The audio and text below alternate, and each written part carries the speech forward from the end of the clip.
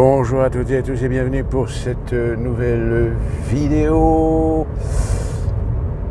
Nous sommes le lundi 8 septembre, c'est acquis, le Premier ministre a été censuré à une très large part de contre. Donc il doit poser sa démission et celle de son gouvernement demain matin, mardi. À l'heure actuelle, on ne sait pas en fait. Alors évidemment, c'est la valse des pantins. Nous socialistes, nous proposons de devenir Premier ministre, de former un gouvernement. Nous, la LFI, nous sommes légitimes, que Macron doit nous nommer comme Premier ministre. Enfin, tout le monde y est. Alors actuellement, il y a deux noms qui apparemment circulent. C'est merde, je me souviens plus de son nom, Xavier Bertrand, ou la présidente de l'Assemblée nationale, la Pivette,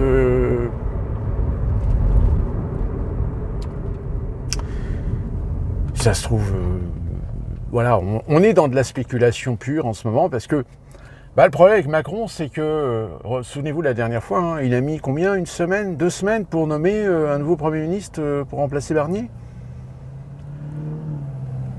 S'il refait encore le même scénario d'attendre, je me prononcerai la semaine prochaine.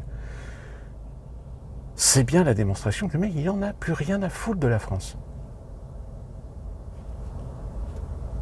Alors demain, la LFI va poser une demande de motion de destitution.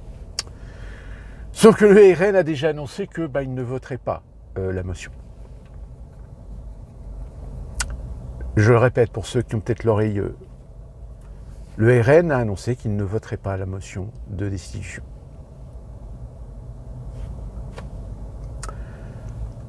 Je l'ai toujours dit, vous avez des politiciens qui parlent beaucoup, mais quand ils ont l'opportunité de saisir une procédure pour destituer un président, tout d'un coup, pouf! Ah oui, mais non, vous comprenez, on risque d'affaiblir le champ démocratique de la République. Il y a toujours une bonne raison. Donc si vous voulez, à l'heure actuelle, pour l'instant, voilà, on sait maintenant que Bayrou saute. Alors Bayrou saute, mais est-ce que Macron ne va pas le reconfirmer en tant que Premier ministre? Mais j'ai envie de dire, à la limite, le problème, c'est que ça résoudra pas, ça fera pas avancer le schmilblick, puisque de toute façon, là, on est bien en face d'une assemblée, d'un parlement qui, de toute façon, votera la censure de n'importe quel autre gouvernement. Sauf s'ils ont une proposition de budget diamétralement différent de ce que Bayrou a proposé. Mais le problème, ce que Bayrou a proposé, force est de constater que toute modification ou tout allègement qu'il pourrait y avoir sur ce budget ne sera pas confirmé par la Commission européenne. Parce que ça, c'est ça qui est formidable. C'est qu'on vous dit, oui, Bayrou a présenté un budget, il va être censuré, etc. Mais personne ne dit, mais au fait, quelle est l'opinion de la Commission européenne? Parce que je rappelle, la Commission européenne, elle a bien stipulé, modifier la réforme des retraites, c'est niette. Hors de question que l'État français revienne à 60 ans pour le départ à la retraite. Ce qui fait que toute la LFI, la gauche, oui, nous au pouvoir, on remet le départ à la retraite à 60 ans. Non, tu peux pas le faire. Tu peux pas le faire, sinon tu vas te faire sanctionner par la Commission européenne et par Bruxelles. Et par voie d'extension par la BCE et le FMI.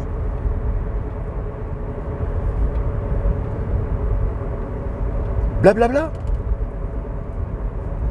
Plus ça va, de toute façon, plus le paysage politique français devient une arnaque. Malheureusement, il y a encore des gens qui n'ont pas compris.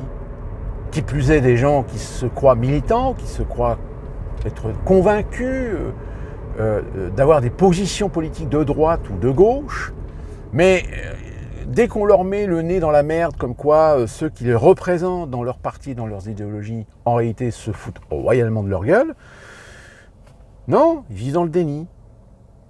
Ils vivront toujours dans le déni parce qu'il n'y a pas d'alternative. Alors là, il y a Glucksmann qui, il a raison, hein, j'ai envie de dire Glucksmann, il tente le tout pour le tout. C'est-à-dire, il tente d'essayer d'attirer un électorat de gauche qui déteste LFI, qui considère fort comme un traître, qui considère qu'ils ont été trahis par la gauche traditionnelle depuis ces 30 dernières années. Donc Glucksmann, il se dit, bah tiens, ouais, là, j'ai une opportunité. Même à la limite, le résultat qu'il a fait aux élections européennes reste intéressant. Maintenant, est-ce qu'il peut transformer pour avoir une portion d'électorat suffisante pour devenir un acteur incontournable du paysage politique français en tant que représentant d'une certaine gauche? Là, c'est un peu compliqué parce que quand il y a des gens qui commencent à explorer un petit peu le bonhomme, ils se rendent compte que le bonhomme, lui aussi, hein, il n'est pas clair. Il a un petit peu, voilà, il a touché un petit peu à tout. Hein. Puis c'est un européiste convaincu, c'est un altermondialiste, mondialiste convaincu, c'est un pro nouvel ordre mondial, donc voilà. Mais bon, voilà, c'est-à-dire qu'il y a eu un tel appauvrissement de la politique politicienne en France qu'aujourd'hui, tout le monde se dit on a une opportunité de récupérer de l'électorat déçu d'un parti traditionnaliste. Sauf que, comme je vous l'ai dit dans les précédentes vidéos, l'année prochaine, il y a les municipales. Et les municipales, ça va être un petit peu l'antichambre des élections présidentielles. C'est-à-dire que là, on verra si le RN, par exemple, peut gagner ou confirmer sa place et ses positionnements au niveau de certaines municipalités. Est-ce que les socialistes, est-ce que la LFI, est-ce que les écolos vont se confirmer, vont progresser, ou au pire vont perdre des fiefs? Là, par exemple, à Lyon, là, le maire écolo, vous savez ce qu'il a décidé? Il a décidé de supprimer et de couper les commentaires sur toutes les pages de réseaux sociaux de la ville de Lyon. C'est-à-dire que les pages, par exemple, Facebook, Twitter, Indeed, etc., de la municipalité, de la mairie de Lyon, il a coupé les commentaires. C'est-à-dire qu'on ne peut plus faire de commentaires. C'est-à-dire que c'est la preuve que le mec, il sent que le vent tourne. Et pour ça, je vous avais dit aussi dans une précédente vidéo, ce qui va être très intéressant, c'est de voir qu'est-ce qui va se passer dans des villes telles que Nantes, Rennes, Lyon, Grenoble, qui sont des villes qui ont fait parler d'elles récemment. Si jamais ces villes confirment les maires déjà actuels, j'ai envie de vous dire, 2027, ils sauront. Ils sauront que 2027, ils peuvent rejouer une troisième fois le scénario. Alors que ce soit avec Marine Le Pen, Bordella ou même Mélenchon. Mais on saura, avec les municipales, on saura si on peut rejouer ce scénario. S'il y a suffisamment de Français cons pour tomber dans le panneau une troisième fois. Attention, je ne fais pas le militantisme pro-RN, etc. Même si en ce moment, on est en train de réfléchir que stratégiquement, est-ce qu'il y aurait la possibilité de réussir à pousser Macron dehors pour pousser à des élections présidentielles anticipées. Mais apparemment au RN, ils ont trouvé un vice de forme pour réussir peut-être à extirper Marine Le Pen de la condamnation qu'elle a subie actuellement, puisque là actuellement, s'il y a une élection présidentielle anticipée, Marine Le Pen ne peut pas se présenter, tant que l'appel n'a pas eu lieu l'année prochaine.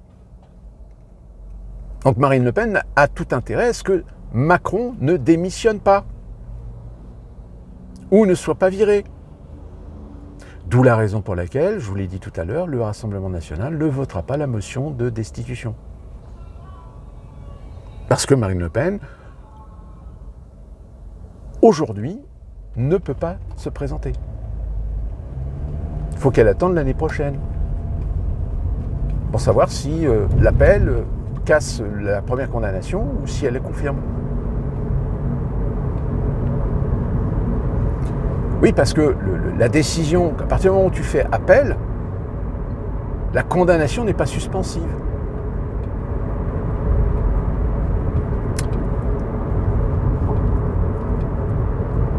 Donc ça fait beaucoup de remue-ménage. Mais le problème de ce remue-ménage politique, alors oui, ça affaiblit socialement, politiquement, économiquement le pays.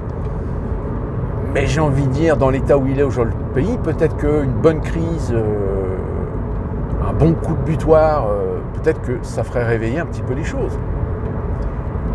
Par contre, en effet, il y a des risques de dommages collatéraux. Mais bon, vous connaissez l'expression, hein, il n'y a pas de fumée sans feu. C'est un sacrifice à accepter.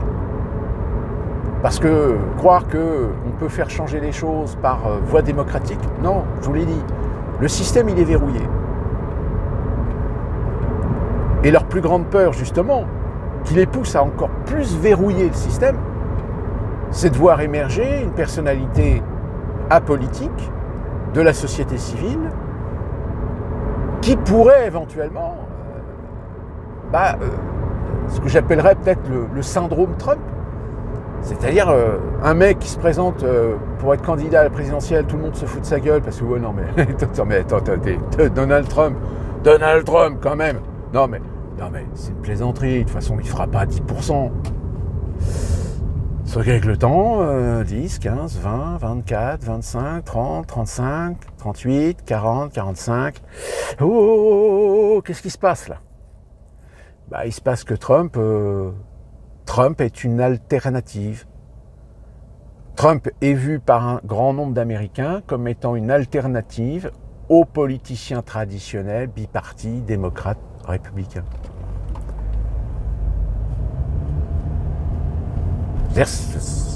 Voilà, ça a été... Surtout, en plus de ça, souvenez-vous, les États-Unis, ils ont connu 2 mandats Bush, avec les conséquences que ça a eu au niveau international, des guerres qui servaient à rien, servir les empires financiers, pétrochimiques, armements, etc. L'arrivée d'Obama, on s'est dit oui, lui, ça va être... Alors oui, prix Nobel de la paix. Le mec, il a balancé plus de bombes que Bush en 2 guerres. Donc il y a un moment donné où il y a des Américains qui se disent attends, on a voté pour un républicain qui a foutu la merde, on a voté pour un démocrate qui était le sourire ultra bright, bonne prestance, charisme, très éloquent, etc. Mais qui au final, quand on fait le bilan, oui, il y a un bilan très positif, progressiste, ça là-dessus. Oui, mais c'est pas le mariage homosexuel, par exemple, qui a amélioré la situation économique du pays. C'est pareil, je vous avais parlé de Newsom, là, le gouverneur de Californie, là, lui, il commence déjà aussi à se faire un petit peu allumer sur sa politique. Je vous avais dit, il y a beaucoup d'Américains qui fuient maintenant la Californie, surtout les Américains issus de la classe moyenne, classe ouvrière, salariés, employés, etc., parce que la vie est trop chère. La fiscalité est devenue une folie. Pour vous dire, même mon beau-frère qui habite à Los Angeles, du côté de Mont Washington, lui qui adore Los Angeles, mais là il veut partir. Parce que ça devient n'importe quoi. Ça devient idéologique, mais ça devient plus pragmatique. Donc quand c'est plus pragmatique et que ça crée des divergences, ça crée des déséquilibres, ça crée des inégalités, etc. C'est dangereux. C'est dangereux parce que ça cultive les haines. Bon, bah c'est exactement ce que fait LFI. LFI est une niche électorale minoritaire qui s'autoproclame parler au nom de tous les Français. Hein, on le voit bien, hein, leur discours, c'est les Français sont ceci, les Français pensent cela, les Français ne voteront pas. Mais t'es qui pour t'autoproclamer parler au nom de tous les Français? Je te rappelle, LFI, les dernières élections législatives, quel est le parti qui a récolté le plus de voix? Et donc par conséquent, qui est majoritaire? C'est pas vous. C'est bien le Rassemblement national, que je sache. Non? Mais ça vous dérange pas de vous autoproclamer, parler au nom de tous les Français. Ce qui provoque une incohérence, puisque d'un côté, vous accusez des Français d'être des racistes, des fachos, des extrêmes droites, etc. Et après, vous dites que finalement, vous mettez tous ces Français dans le même panier quand ça vous sert vos intérêts. Enfin, c'est ridicule. C'est ridicule. De toute façon, plus ça va, plus le paysage politique français est ridicule. C'est du gnangnan, c'est de l'émotionnel, c'est de l'hypersensibilité, c'est de la démagogie, c'est des discours d'apparat. Il n'y a plus rien, il n'y a pas de fond dans ce qu'ils disent. Ces gens sont déconnectés. Ils parlent à des niches, pas à l'ensemble des Français. Alors qu'aujourd'hui, il faut un rassemblement. Mais le rassemblement, s'il y a un seul personnage politique qui a à un moment donné le don, le discours, le verbe pour rassembler un ensemble de Français, parfois même de bords différents, mais ceux-là, ils vont tous le massacrer. Ils vont le lyncher, littéralement. Parce qu'évidemment que le mec, il va forcément pomper dans l'électorat de gauche, de droite, d'extrême gauche, etc. Donc affaire à suivre. Parce que là, ça va être vraiment passionnant. Parce qu'on va voir jusqu'à quel point le foutage de gueule est aussi médiatique. Hein, là, le coup de Cohen-Legrand, Cohen qui veut porter plainte, mais de toute façon, sa plainte, elle passera jamais. Parce que le mec, il s'est fait filmer dans un lieu public. Et il joue la carte du oui, mais ça a été filmé à mon insu, etc. Mais je te signale, Coco, il y a 2 ans, quand il y a eu l'affaire Vauquier, t'étais bien d'accord sur le principe. Donc encore une fois, tu fais que confirmer que les gens de gauche, quand ça les concerne, c'est normal. Par contre, quand c'est les autres, non, c'est pas normal. Ils n'ont pas le droit. Cette inversion de valeur systématique, ça se voit et ça décrédibilise complètement le système. Mais quand on voit que des politiciens en sont réduits aujourd'hui à faire appel aux médias pour essayer d'appuyer leurs idéologies, leur existentialisme auprès des Français d'ailleurs qui quasiment aujourd'hui regardent de moins en moins France Télévisions, par exemple. Donc,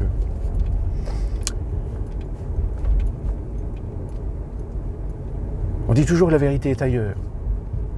Sauf qu'en ce moment, je pense qu'il y a beaucoup de Français qui commencent justement à regarder ailleurs.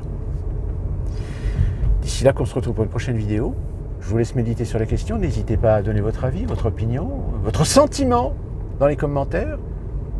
Faites trembler les algorithmes, parce que ça permet à ma vidéo peut-être d'être proposée un peu plus largement. Et d'ici là, gros bisous.